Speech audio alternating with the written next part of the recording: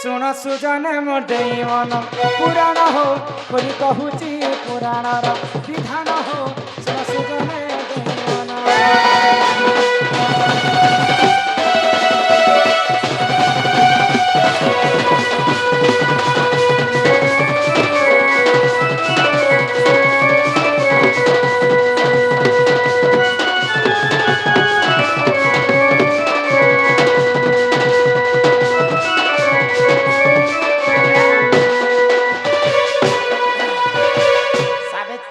କିଛି ଟଙ୍କା ଅର୍ପଣ କରିଛନ୍ତି ବୋଲ ଆନନ୍ଦ କବାର ହରି ବୋଲ ଆଗ ପିତୃ ସତ୍ୟ ପାଲି ଦେଖ ପ୍ରଭୁ ମା ସୀତାଙ୍କର ଚାରିଟା ଯୁଗରେ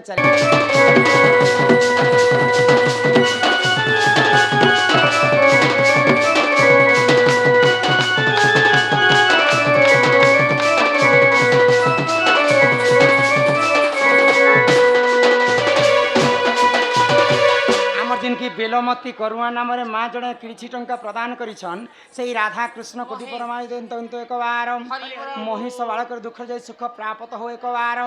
ଯେତେବେଳେ ଦ୍ରୌପଦ ରାଜା ଯଜ୍ଞ କଲେ ଯଜ୍ଞରୁ ଯାଜ୍ଞସିନୀ ଜନ୍ମ ହେଲେ ଯାଜ୍ଞସିନୀ ଦ୍ରୌପଦୀ ଏନ୍ତା ଛୁଆ ପିଲା ହେଇକରି ଜନ୍ମ ନେଇ ସେନ୍ତା ଯୁବା ଯୌବନ ହେଇକରି ଜନ୍ମ ହେଲେ ତ ଦ୍ରୌପଦୀଙ୍କୁ ଦ୍ରୌପଦ ରାଜା ଗୋଟେ ସ୍ୱୟଂବର କଲେ 4 ଲକ୍ଷେ ରାଜାକେ ନିମନ୍ତ୍ରଣ କଲେ କାଇଁ ବୋଲି କରି ନିୟମ କରିଥିଲେ ତାଳ ତାଳ 7 ତାଳ ପର୍ଯ୍ୟନ୍ତ ଗୋଟେ ଖମ୍ବ ନିର୍ମାଣ ଖମ୍ବ ଉପରେ ଗୋଟେ ଚକ୍ର ଘୁମୁଥିବା ଚକ୍ର ଉପରେ ଗୋଟେ ମାଛ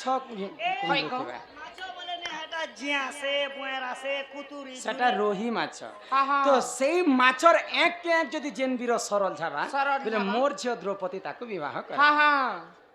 4 ଲକ୍ଷେ ରାଜା ଆସିଥିଲେ ତଲକୁ ଯେ ଦୁଷ୍ଟି ଉପରକୁ ମୁଷ୍ଟି ତଲେ ତଲ୍ୟ ଭାଣ୍ଡ ପାଣି ଛେରାକେ ଦେଖିକରି ମାଛର ଏକେ ବିନ୍ଧବାଟ କିଏ କିଏ ରାଜା ମାରି ଦେଖୁଛନ୍ କିଏ ବି ଏକ ବିନ୍ଧି ନେ ପାରେଛ ଶେଷକେ ମର୍ତ୍ତ୍ୟପୁରରେ ପାଣ୍ଡବ ଅର୍ଜୁନ ଉଠାଲେ ଗାଣ୍ଡିବ ଆଉ ମାଛର ଏକ ବିନ୍ଧଲେ ଇ ଆଖିରୁ ମାରିଲେ ଯେ ସେ ଆଖିକେ ବାହାରି ଯାଇଛେ ମାଛ ତ ଭାଜି ଶାଗ ମିର୍ଚା ଗୋଟେ ଏକ ମାରି ଦେଲେ ମାଇଜି ଗୋଟେ ମାଛର ଏକେ ମାରିକରି ଦ୍ରୌପଦୀকে ବିବାହ କରିଥିଲେ କି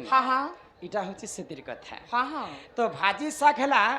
ভাজি শাকর অর্থ তুমি জানি পারছ লক্ষে রাজা আসিলে কি বিন্ধি নে পারলে তাকর হাতে ভাজি বিনে ছিল্লা যেতেবেলে অর্জুন লাখ বিন্ধি দেলে সবু রাজা মনকর মুন্ড তলক হইগলা ভাজি শাক বেলে ভাজি শাক রাজা মানে হেলে কি মির্চা বেলে স্বয়ং দ্রৌপদী গো